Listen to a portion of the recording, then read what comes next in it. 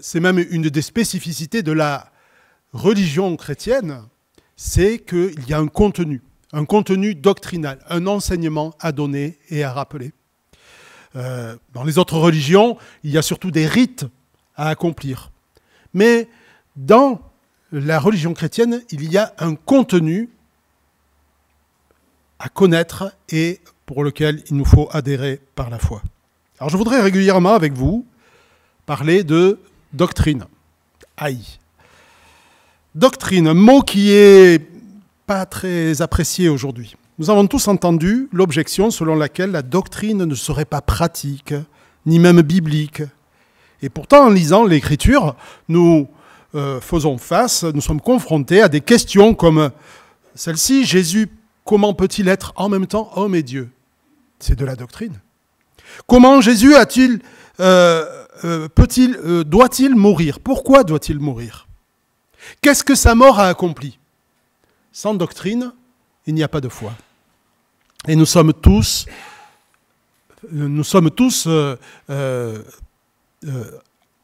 au service d'une doctrine. On est toujours endoctrinés. Alors, je profite du fait que le réseau FEF, auquel nous appartenons, à notre église des KF, le réseau FEF est en train de revoir sa confession de foi. Enfin, il ne la revoit pas, il ne la révise pas, mais plutôt il la décline de manière pratique. Et cette confession de foi, c'est celle de notre union d'église.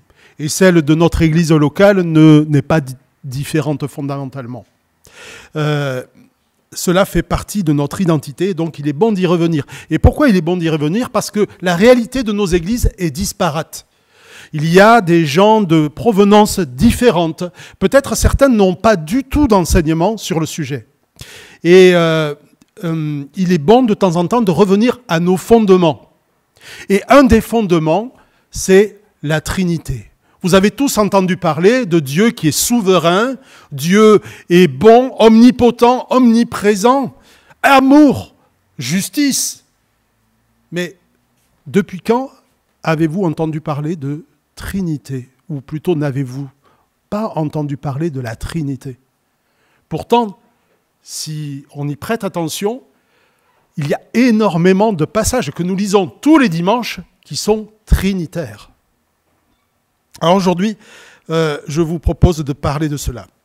Alors il existe des divergences secondaires au sein des protestants évangéliques, comme par exemple l'exercice des dons spirituels, ou d'autres sur la question de la fin des temps, qu'on appelle l'eschatologie. On a tous des opinions différentes peut-être là-dessus. Mais il s'agit de questions secondes, pour la plupart d'entre nous, en tout cas pour la plupart des évangéliques. Par contre, en ce qui concerne la Trinité, c'est une doctrine fondamentale. Sans elle, toute la foi s'écroule. Ne pas y croire n'est pas juste une erreur. C'est une hérésie aux conséquences importantes. Une personne peut adorer le vrai Dieu sans comprendre pleinement la Trinité. Hein. Le brigand sur la croix ne sait rien sur la Trinité. Et il est sauvé pour autant. Par contre, rejeter consciemment cette doctrine revient à sortir du christianisme. Alors, qu'est-ce que la Trinité? Tout d'abord, les musulmans disent que nous sommes polythéistes. Et c'est important de savoir de quoi nous parlons. Parce que lorsque vous parlez à un musulman, il faut avoir des arguments. Parce que si on ne connaît rien de la Trinité, on va dire « Ah oui, on va être embêté ». Et il faut pouvoir défendre cela. Les détracteurs de la Trinité disent que le mot n'existe pas dans la Bible. Et c'est vrai. La doctrine de la Trinité divine est une des grandes originalités de la foi chrétienne. Aucune autre religion ne décrit Dieu de cette manière-là. Et si cette doctrine a dû être précisée pendant le IVe siècle de notre ère, au cours de conciles, Nicée, Constantinople, Chalcédoine, ça ne vous dit peut-être rien, mais ce sont des conciles, des réunions de tous les chrétiens, des sortes d'assemblées générales, de tous les chrétiens du bassin méditerranéen, qui se sont réunis parce qu'il y avait de gros enjeux. Et il était important de savoir et de parler d'une même voix. Comme les apôtres l'ont fait d'ailleurs à la conférence de Jérusalem. Ils se sont réunis pour savoir qu'est-ce qu'il en était des païens.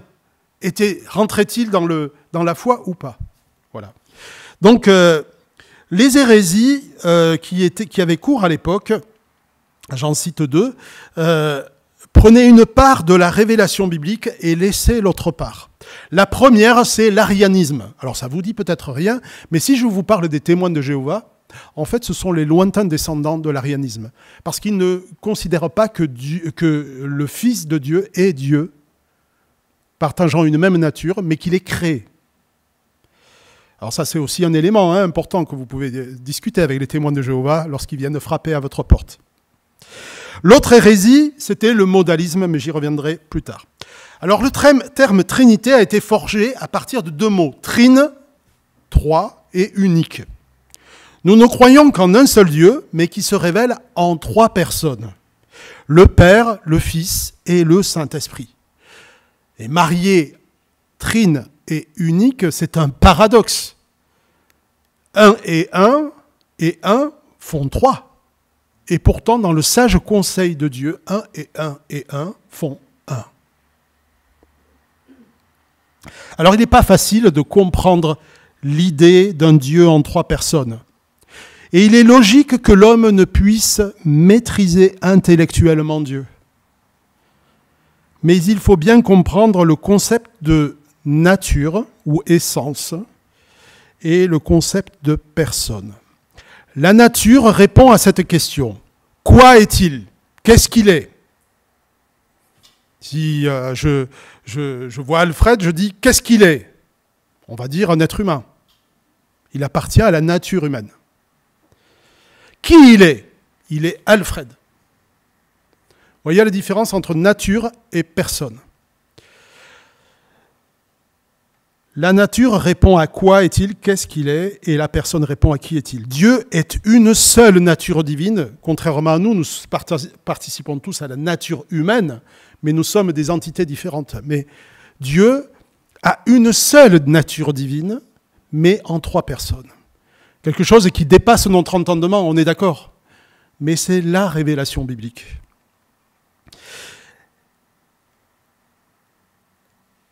Donc Père, Fils et Saint-Esprit participent à cette même nature divine. Alors on a essayé d'expliquer la Trinité par plusieurs analogies, plus ou moins heureuses. Par exemple, une de très mauvaise, c'est l'eau, la glace et la vapeur. Pourquoi ? Parce que elle est tentante, mais elle sous-tend une hérésie. C'est le modalisme, c'est-à-dire que l'eau, H2O, la molécule, change de mode, mais elle n'est pas en même temps eau, glace et vapeur. Alors que Dieu, oui, il est en même temps Dieu, Père, Fils et Saint-Esprit. Alors il y a d'autres analogies comme soleil, rayon, chaleur. Père, mère, enfant sont aussi intéressantes, mais une analogie qui se distingue parmi toutes les autres, c'est celle de l'espace euclidien. Longueur, largeur, hauteur. Les trois, selon Henri Blocher, donc les trois dimensions forment un seul espace qui n'existe qu'une fois et tout l'espace appartient à chaque dimension. Elles sont impossibles à confondre et impossibles à séparer. Sur tous ces points, la similitude avec la Trinité divine est remarquable. La Trinité peut être affirmée de façon simple avec trois propositions et je vous propose... Ah, j'avais oublié de vous donner le plan. Ce schéma. Au centre, vous avez la nature divine et autour les trois personnes. Le Fils n'est pas le Père n'est pas le Saint-Esprit n'est pas le Fils, mais le Fils est Dieu, le Père est Dieu et le Saint-Esprit est Dieu. C'est un schéma qui vous permettra peut-être de comprendre, de poser cette Trinité ou de la formuler. Il n'y a donc qu'un seul Dieu en trois personnes divines, de même nature divine, celle qui est au centre, mais distinctes. Les trois personnes sont distinctes. Les trois personnes sont liées entre elles par des relations spécifiques et ont des rôles différents dans le salut, mais on ne peut pas les différencier dans leurs attributs. J'y reviendrai plus tard. Alors la question de cette Trinité, je le laisse pour l'instant, la Trinité est-elle biblique ? Vous savez qu'encore aujourd'hui, on voit des vidéos dans lesquelles des personnes décrient la Trinité, alors que ça a été l'objet de... Ça n'a souffert d'aucune contestation pendant des siècles. Pourtant, elle est affirmée dès le premier verset de la Bible.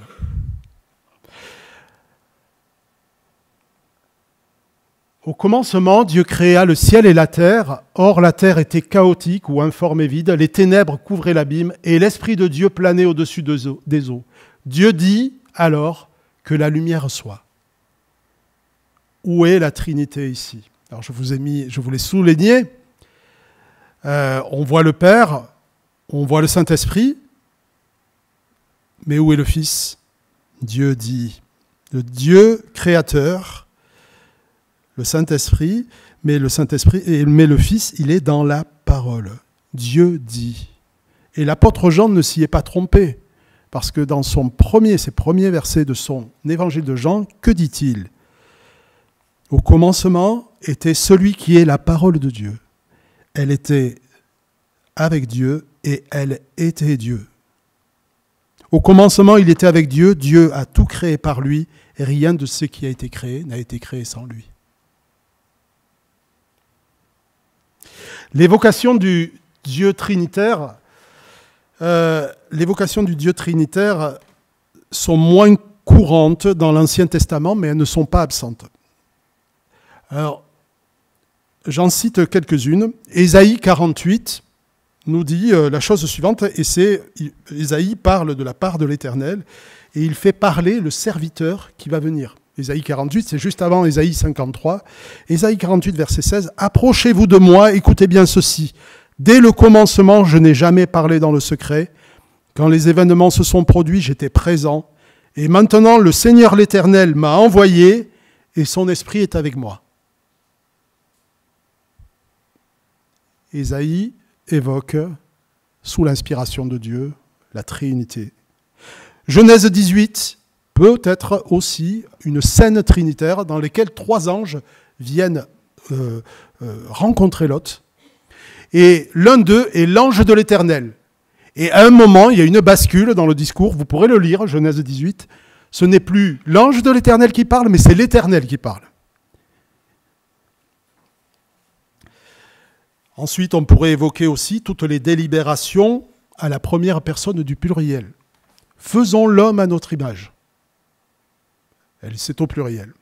Dans la vocation d'Ésaïe, qui marchera pour nous ? Ésaïe 6.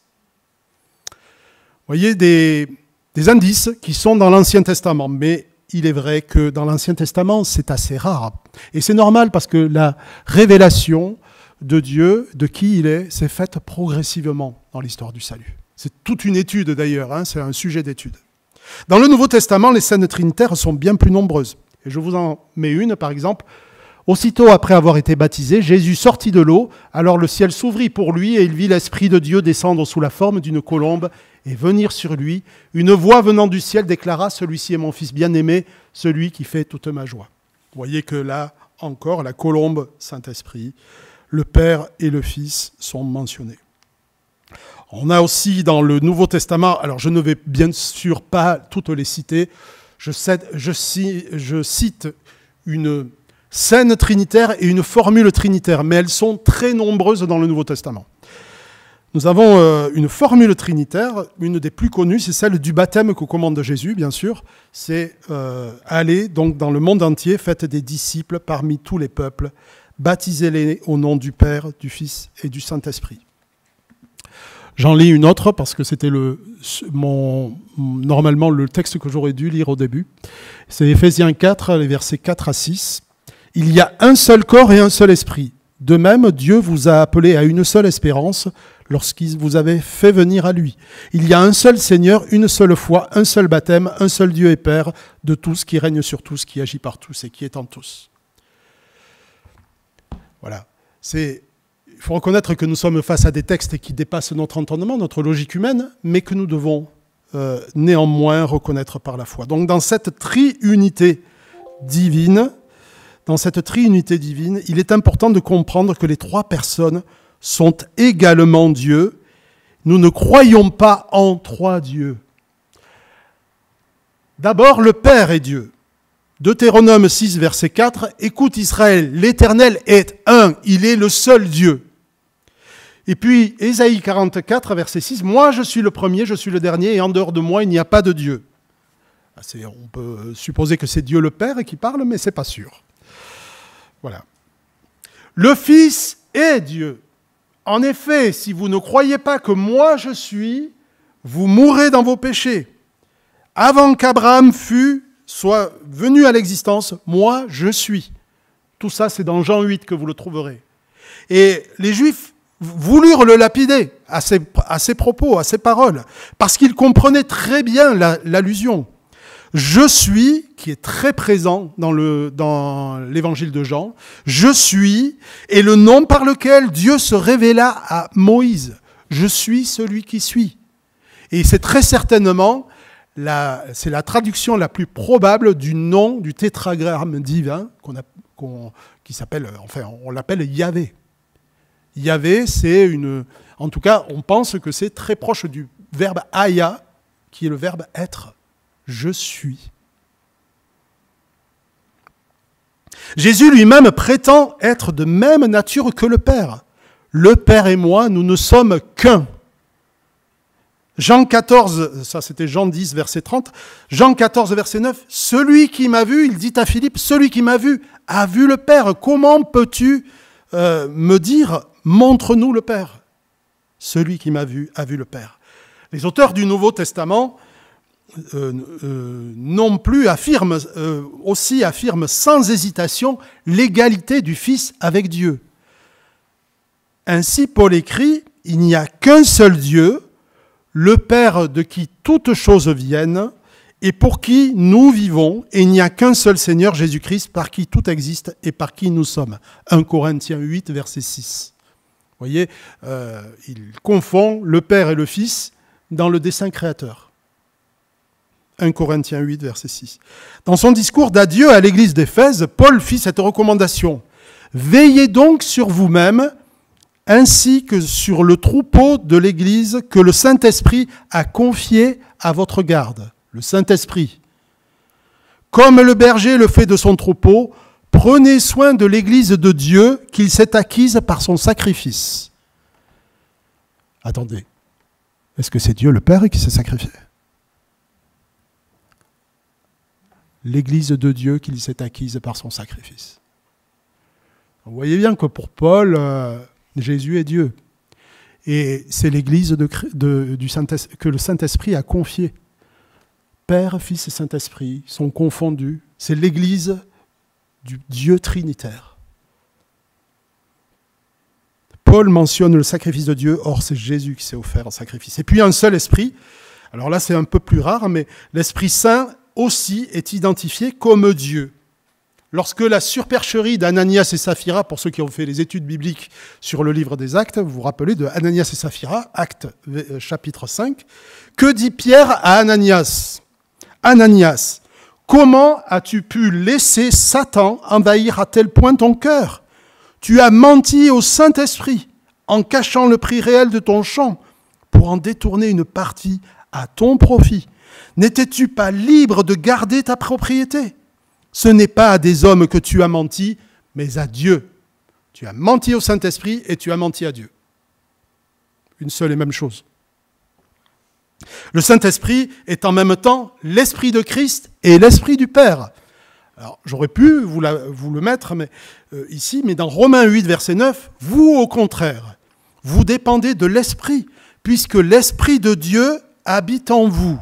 Si quelqu'un n'a pas l'Esprit de Christ, il ne lui appartient pas. Alors ça, c'est un verset quand même fort. Hein. Parle du Saint-Esprit, il dit, si vous avez reçu l'Esprit de Dieu. Si quelqu'un n'a pas reçu l'Esprit de Christ, il ne lui appartient pas. Une seule et même chose, le Saint-Esprit, Esprit de Dieu, Esprit de Christ. Alors je vais pas vous faire un cours de théologie, mais on peut voir dans la description de Dieu plusieurs attributs. Qu'est-ce que c'est un attribut? Un attribut, c'est les caractéristiques de l'être. Caractéristiques d'un être. En général, un homme a 2 bras, 1 jambe, on va dire que c'est une caractéristique.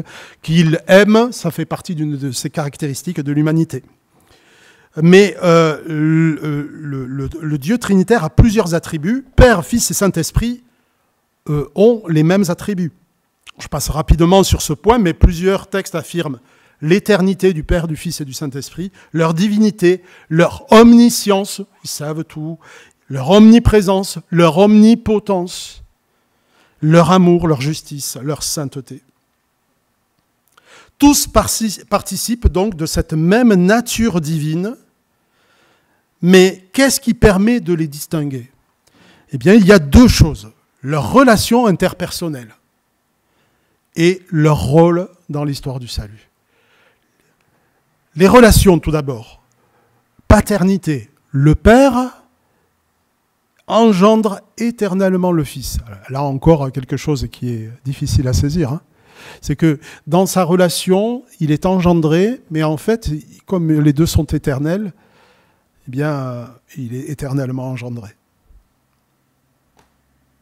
Il n'a pas de commencement, Jésus. Pas plus que Dieu le Père. Et pourtant, on dit Jésus, mais c'est le Christ, on va dire, plutôt. Filiation, le Fils est éternellement engendré par le Père. Procession, relation qui lie le Saint-Esprit au Père et au Fils.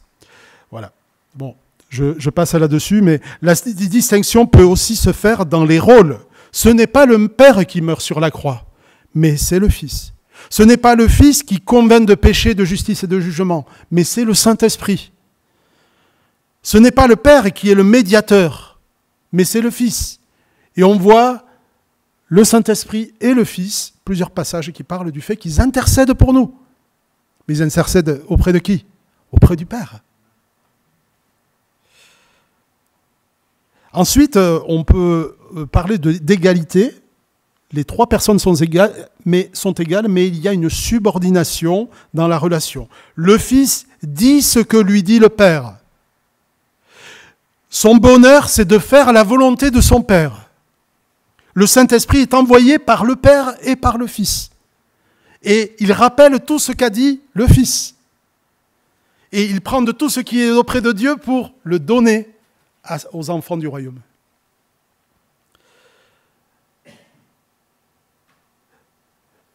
Voilà sur les différences. Pourtant, quand l'un agit, c'est toute la Trinité qui est engagée, et c'est ça qui est très très important de comprendre, parce que j'ai entendu des erreurs graves et même des énervements par manque de compréhension de ce qui se passe dans la Trinité.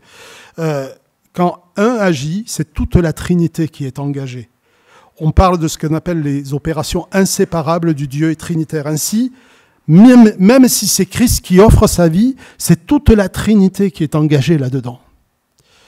Donc la question que je pose en dernier, c'est la Trinité, est-ce que c'est vraiment important? Vous vous dites, tiens, on a pris un cours de théologie aujourd'hui, et qu'est-ce qu'on va faire de ça? Alors, c'est pas pour rien que c'est le premier article de nos confessions de foi, en tout cas dans le réseau FEF et les églises, je dirais, protestantes évangéliques. Dieu est un et trois à la fois, mais en quoi est-ce important? Il ne suffit pas d'être pleinement d'accord avec une doctrine. Lire la doctrine sans la mettre en pratique revient à lire un livre de régime alimentaire, mais sans jamais l'appliquer. On ne va jamais maigrir en faisant ça. La doctrine a pour but aussi de s'appliquer dans notre vie, de nous faire connaître Dieu, de nous faire comprendre comment il agit et quelle est la juste réponse qu'il nous faut adopter face à qui il est. Nous avons besoin de comprendre qui est Dieu et qui nous sommes vis-à-vis de lui.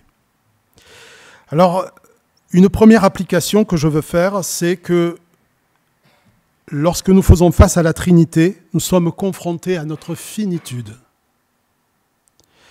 Croire à la Trinité nous oblige à renoncer définitivement à la tentation originelle. Vous serez comme des dieux. Nous sommes les créatures d'un Dieu qui se révèle inexplicable.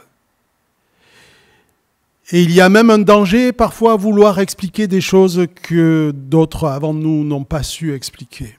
Il y a des tensions dans la Bible et il faut accepter que tout ne nous est pas révélé. Que Dieu est immensément grand. Et c'est pour nous une preuve d'authenticité. Nous sommes des créatures d'un Dieu qui se révèle inexplicable dans sa complexité. Et nous devons reconnaître que notre entendement est limité. La doctrine de la Trinité divine est une des grandes originalités de la foi chrétienne, comme je vous l'ai dit. Aucune autre religion ne décrit Dieu de cette manière-là.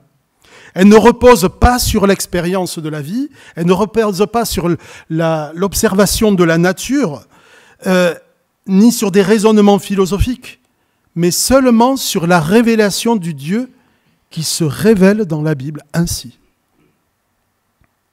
Personne n'aurait pu l'inventer et c'est pour nous un gage d'authenticité. La Trinité peut s'énoncer, c'est ce que j'ai fait aujourd'hui. Nous pouvons en comprendre les enjeux, je vais en parler un peu après, mais elle demeure un mystère qui échappe à notre logique. Il ne s'agit pas de démissionner de notre raison, de croire bêtement avec la foi du charbonnier, croire que le charbonnier, il est certainement sauvé en ayant cette foi-là. Mais il s'agit de renoncer à expliquer, de renoncer à notre prétention à expliquer Dieu. Dieu, et c'est un de ses attributs, en tout cas d'une conclusion qu'on prend de la Bible, il est...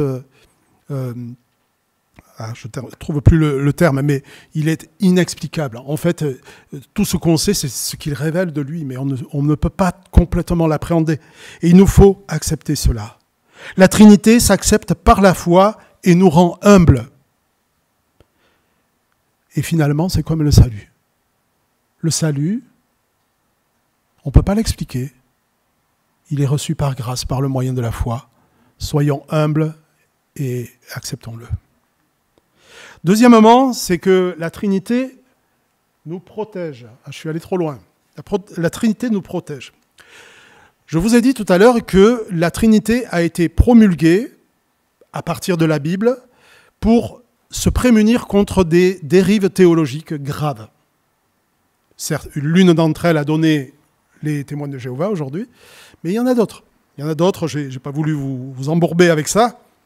Mais une deuxième application, c'est que la Trinité nous prémunit contre de fausses doctrines. Nous l'avons dit, si la Trinité a été énoncée, oui, je viens de le dire, si nous ne saisissons pas l'importance de la Trinité pour notre compréhension de l'œuvre de Dieu, nous serons plus vulnérables aux faux enseignements. Aujourd'hui encore, nombre de mouvements hérétiques maltraitent le mystère de la Trinité. Et les témoins de Jéhovah sont un exemple, mais il y en a un autre. Et là, je vais sortir des noms. Tant pis, j'assume. Je ne suis pas le seul à le faire. C'est les tenants du courant Parole de foi, que vous ne connaissez pas. Certainement, avez-vous entendu parler du mouvement Parole de foi? Certainement pas, mais par contre, vous connaissez certainement les personnes qui se reconnaissent dans ce mouvement. Il y a un certain Kenneth Hagin, Benny Hinn, Kenneth et Gloria Copeland, Paula White, qui est la conseillère spirituelle de peut-être prochain président des États-Unis, Joseph Prince, Joel Austin, ou la très célèbre Joyce Meyer, qui prétendent pour la plupart que lorsque Jésus-Christ a été fait péché, il cessa de devenir le Fils de Dieu. Alors, ils sont connus parce qu'ils sont médiatisés en France par Top Chrétien et EMCI TV, je pense que beaucoup d'entre nous connaissent. Donc, ils prétendent, pour la plupart, que lorsque Jésus-Christ a été fait péché, il cessa de devenir le Fils de Dieu. Ceux qui pensent que cette erreur n'est finalement sans importance devraient se poser la question s'il existe une affirmation, une idée plus proche de l'affirmation suivante: le Fils n'est pas Dieu. S'il n'est pas Dieu même pour un seul instant, il ne peut rien pour nous. Et l'Évangile n'est qu'une grande mascarade. Sa vie n'a plus la valeur requise. S'il ne devient plus Dieu, il n'a plus la valeur requise pour racheter les hommes, pour payer la rançon, pour nous sauver, parce qu'il n'est qu'un homme.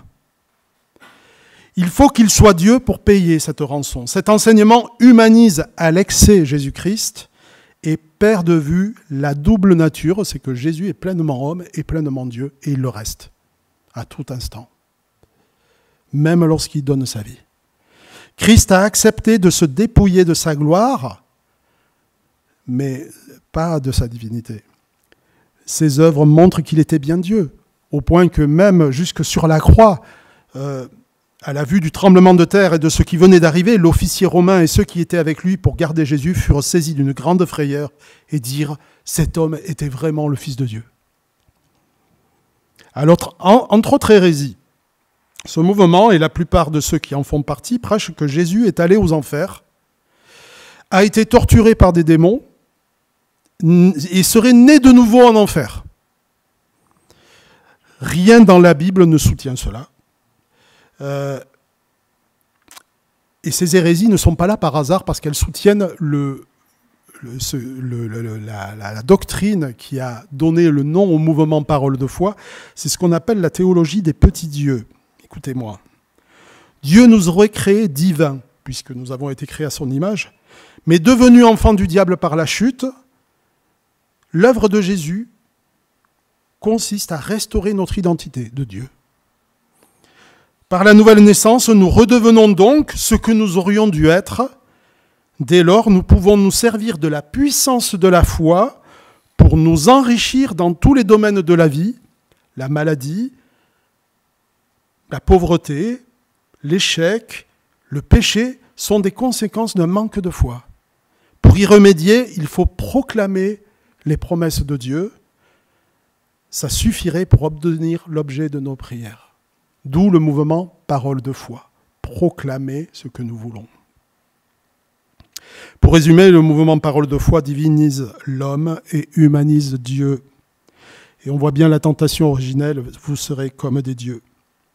J'ai lu sur un site américain, on ne le lit pas en France, c'est ça, qu'une personne, une famille qui faisait partie des anciens d'une de ces églises-là, ont eu un jour un grave accident et ont perdu leurs 3 enfants dans cet accident en allant les amener à un rassemblement de jeunes. On leur a demandé de partir de l'église parce que ce qu'ils vivaient était en train de décourager les gens de l'église.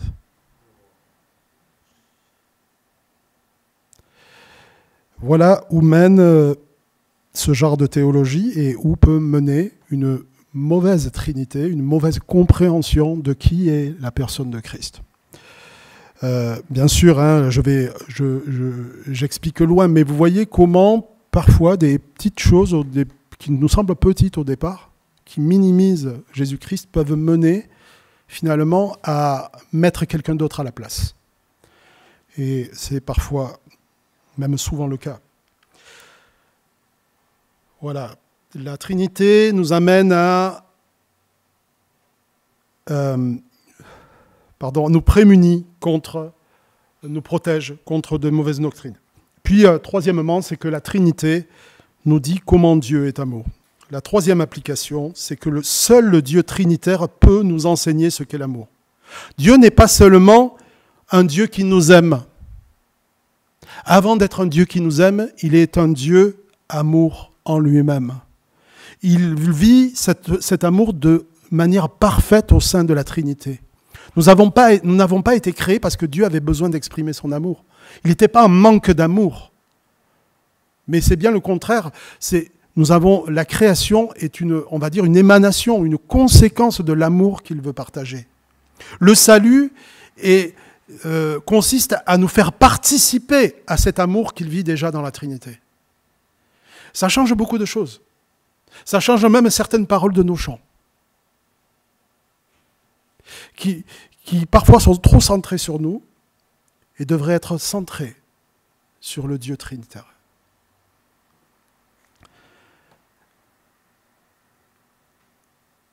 il vit déjà cet amour dans la Trinité. La création est une émanation de son amour. Le but de notre salut est de nous faire participer à cet amour. Là encore, l'humilité sera la meilleure attitude. Il y a parfois une grande incompréhension dans les milieux évangéliques sur la question de ce qu'on appelle l'expiation. Pourquoi Jésus a dû payer pour nos péchés? Nous ne pouvons pas comprendre l'expiation, ce que Dieu fait avec Jésus-Christ, en dehors de la doctrine de la Trinité. Quand, par amour, Jésus offre volontairement sa vie, c'est conformément à la volonté de son Père.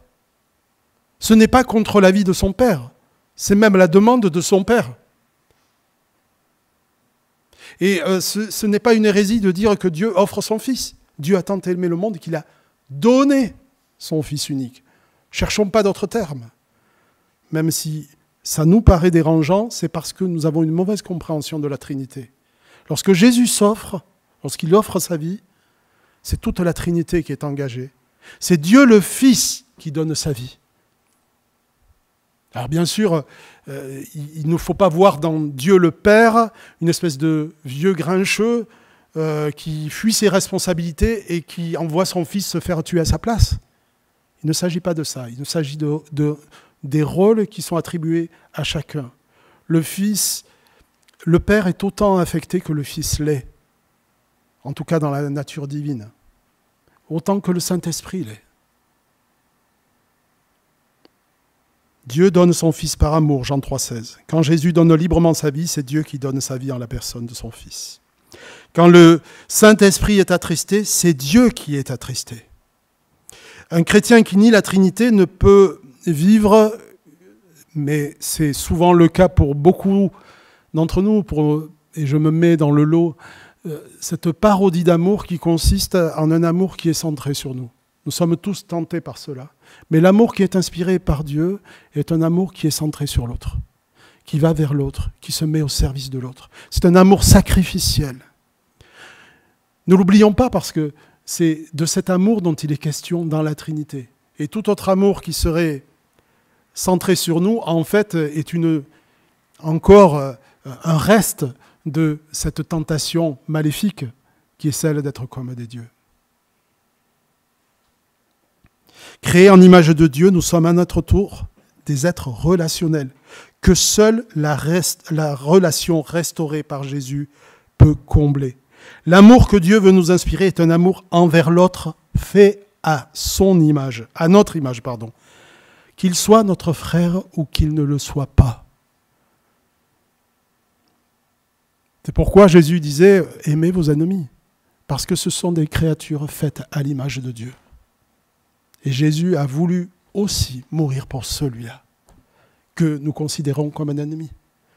Donc l'amour n'est pas seulement envers nos frères et sœurs, il est envers tous, pas de manière égale, certainement pas. Il y a une autre manière d'aimer les frères et sœurs que les gens du monde, mais nous devrions avoir, en tout cas l'amour que Dieu veut inspirer à nos cœurs est un amour qui se donne, qui veut aimer même ceux qui nous font du mal et ceux qui se moquent de nous, parfois.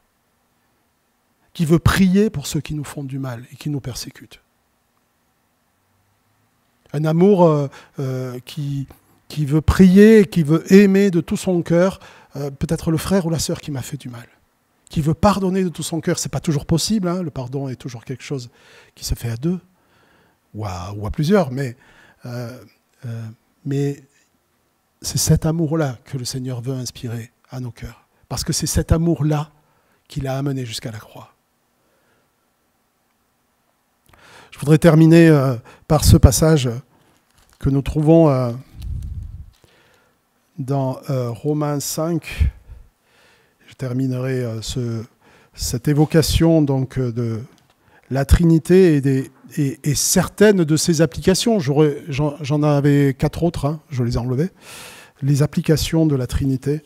Je voudrais terminer par ce passage de l'Épître aux Romains.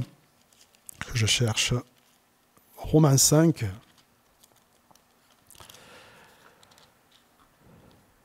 Puisque nous avons été déclarés justes en raison de notre foi, nous sommes en paix avec Dieu grâce à notre Seigneur Jésus-Christ. Par lui, nous avons eu accès au moyen de la foi à ce don gratuit de Dieu, dans lequel nous trouvons désormais établis. Et notre fierté se fonde sur l'espérance d'avoir part à la gloire de Dieu. Mieux encore, nous tirons fierté même de nos détresses, car nous savons que la détresse produit la persévérance. La persévérance conduit à la victoire dans l'épreuve, et la victoire dans l'épreuve nourrit l'espérance. Or, notre espérance ne risque pas d'être déçue, car Dieu a versé son amour dans nos cœurs par l'Esprit Saint qu'il nous a donné. Vous voyez, parfois, la Trinité n'est pas évoquée dans un seul verset, mais dans tout un passage. À cause de l'œuvre de Christ, Dieu a déversé, parce que nous avons eu la foi en lui, Dieu a déversé son amour dans nos cœurs par le Saint-Esprit. Que notre curiosité, au minimum, soit éveillée sur tous ces passages qui parlent de l'œuvre trinitaire et que nous ne perdions jamais de vue que cette Trinité, que c'est dans cette relation trinitaire que nous devons tirer et comprendre l'amour qu'inspire le Seigneur. À Dieu soit la gloire. Amen.